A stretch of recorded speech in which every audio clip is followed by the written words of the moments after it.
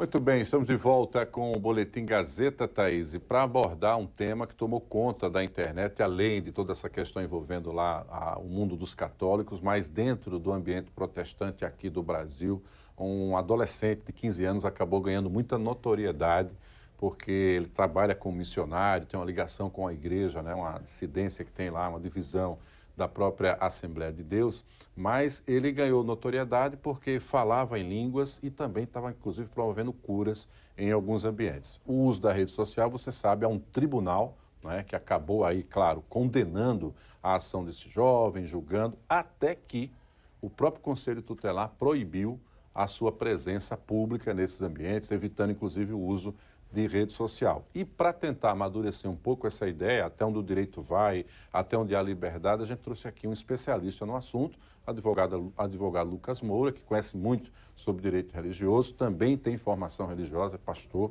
e é por isso que a gente vai abordar nesse momento essa entrevista. Queria agradecer a sua presença, Lucas, desde já, claro, a sua atenção. Houve muito exagero na exploração da imagem do chamado missionário ou pastor mirim, como ficou na internet, ou a lei agiu até para protegê-lo? Qual é a interpretação que você, como especialista, faz desse tema? Bom dia. Bom dia. Primeiramente, bom dia a todos aqui do estúdio. Muito bem recebido aqui no estúdio, muito bom estar aqui. Primeiramente, nós precisamos entender o contexto em que isso foi inserido, né? A liberdade religiosa no Brasil, ela é ampla e precisa ser ampla e irrestrita mesmo, porque nós somos um país continental, o maior país cristão do mundo, mas aceitamos, né, todo o espectro religioso, né, toda manifestação religiosa, ela deve ser muito bem recebida num país democrático e de direito, né, que é o país que nós vivemos.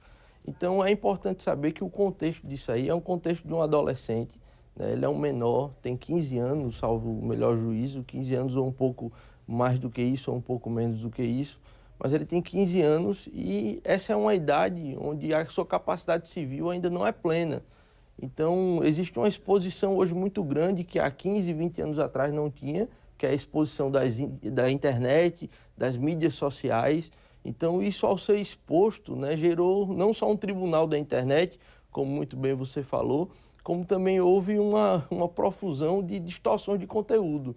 Infelizmente, hoje nós não podemos acreditar naquilo que vemos nem que ouvimos, né? A inteligência artificial está aí para fazer uma série de montagens de situações e isso, com certeza, asseverou esses danos causados ao próprio garoto, né? Que estava ali no exercício da sua fé, entendeu? Mesmo tendo correntes teológicas diversas, mas é que o nosso papel não é entrar nesse mérito, mas e sim entender qual foi a proteção que foi feita naquele momento adequado.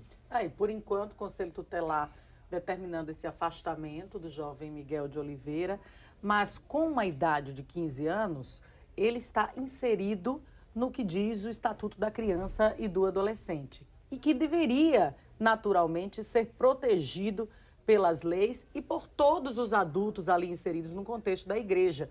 O que, diante da exposição que se criou e de todo o comportamento do próprio Miguel, não aconteceu. Do ponto de vista jurídico, pode haver alguma implicação para a própria igreja por ter permitido a pregação do adolescente?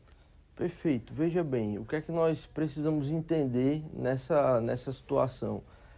Nós precisamos entender primeiro que esse caso isolado, ele não deve servir nem como parâmetro, nem como um divisor de águas para a participação de adolescentes e crianças nos cultos evangélicos ou de qualquer natureza religiosa, né? Nós precisamos entender que é importante que as crianças, que os adolescentes também manifestem sua fé, afinal de contas, eles também são cidadãos e são detentores desse direito também. A liberdade religiosa também os atinge, né? Também os abarca.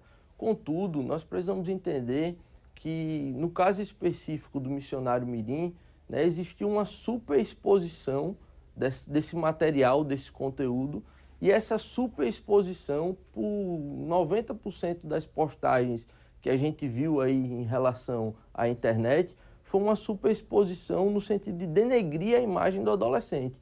Então é isso que nós não podemos permitir como sociedade.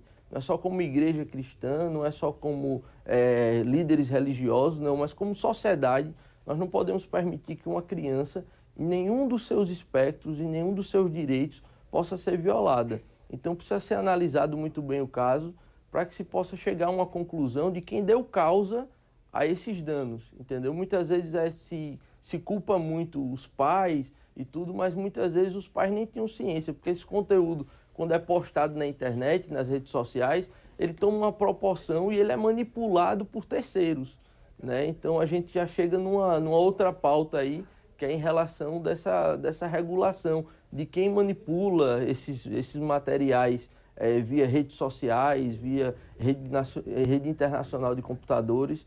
Então é uma pauta assim, que precisa ser analisada nesse viés, entendeu? Abre várias frentes nesse sentido. Exato. Né? Você, como também uma pessoa que tem formação religiosa, também ligado à religião protestante, você acha que o próprio tribunal da internet também passou a condenar as igrejas além do que seria a própria atuação do missionário? Infelizmente, Marcos, nós temos um fenômeno grande, né, por o nosso viés protestante no Brasil. Ele é muito amplo e grande, então você tem igrejas de várias naturezas, seguindo várias correntes teológicas, né? E dentro disso aí, né, existe um movimento pentecostal, que é um movimento muito forte, né? E infelizmente acabou sofrendo ataques por conta de terceiros que já não gostam do movimento, né? E esses terceiros começam a promover esse tribunal da internet, que é extremamente danoso em todas as matérias, não é só matéria religiosa, infelizmente. A família do Miguel, ou o próprio Miguel, podem pleitear um retorno dele para a igreja, de alguma maneira? Com certeza, com certeza. Podem, não só podem, como devem ter ajuizado alguma ação, ou devem ter se defendido, né, nesse sentido. É importante lembrar a vocês aqui, né, e a todos os nossos telespectadores, que a liberdade religiosa ela tem sido por demais atacada.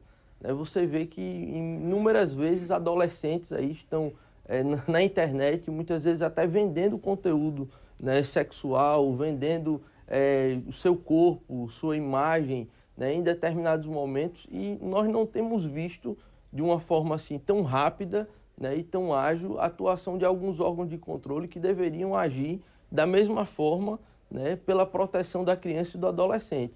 Infelizmente, o que a gente vê é que quando o tema é liberdade religiosa, né, geralmente é tratado de uma forma muito mais célere e específica do que outros temas, quando na realidade o tema de liberdade religiosa é só mais um tema dentre tantos outros que estão na sociedade e que precisam ser tratados com igual importância e com igual interesse para proteger não só a criança e o adolescente, mas os idosos, a proteção também do próprio consumidor, né? Então, quando se fala em liberdade religiosa, geralmente, assim, principalmente quando é matéria judaico-cristã, né? Quando é matéria assim, ligada à Bíblia, né? Geralmente a ação é muito mais forte, né? Talvez seja também por conta, né, de termos um grande número, né, de igrejas espalhadas pelo Brasil afora e do protestantismo ser o viés religioso que mais cresce nos últimos anos no Brasil. Agora, eu sei, ao mesmo tempo, né, que do ponto de vista do que é a missão que as pessoas assumem com atividades religiosas, se for católico ou protestante, há um critério que é a formação,